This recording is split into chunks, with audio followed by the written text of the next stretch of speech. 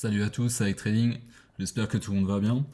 Je prends 5 minutes pour vous faire une petite vidéo update sur Jasmy. Donc lors de la dernière vidéo, j'avais dit que le prix allait potentiellement casser ce support pour revenir dans cette zone de demand. C'est toujours le cas, hein. Je suis toujours j'ai toujours le même biais. Maintenant, je vais vous donner les zones de validation et les zones d'invalidation. Donc forcément la zone là pour l'instant on est baissier, hein. Là, on reste baissier. Il faut déjà dans un premier temps casser le plus bas là.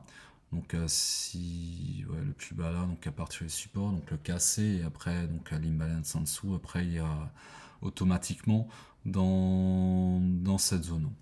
Par contre la zone d'invalidation, potentiellement, ça pourrait être le dernier high là, au 0,059.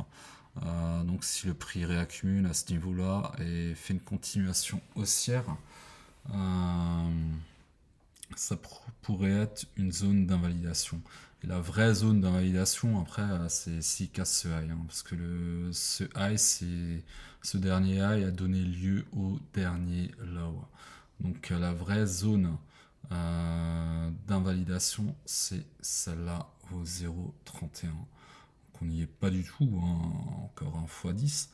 Mais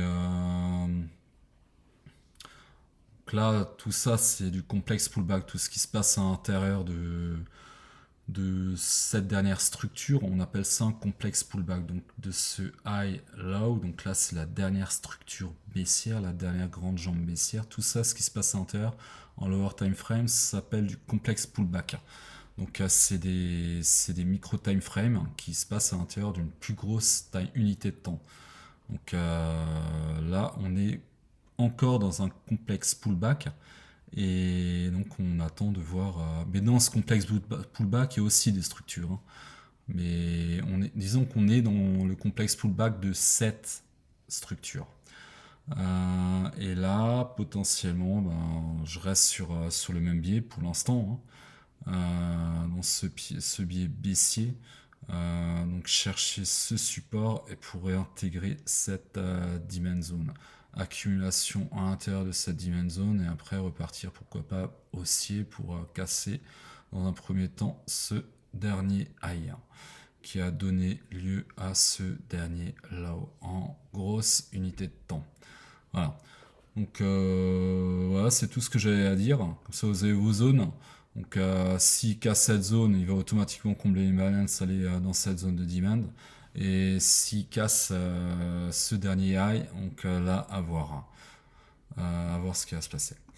Voilà, ça est tout pour aujourd'hui. Je vous souhaite une bonne continuation de week-end, une bonne fin de samedi, un bon dimanche.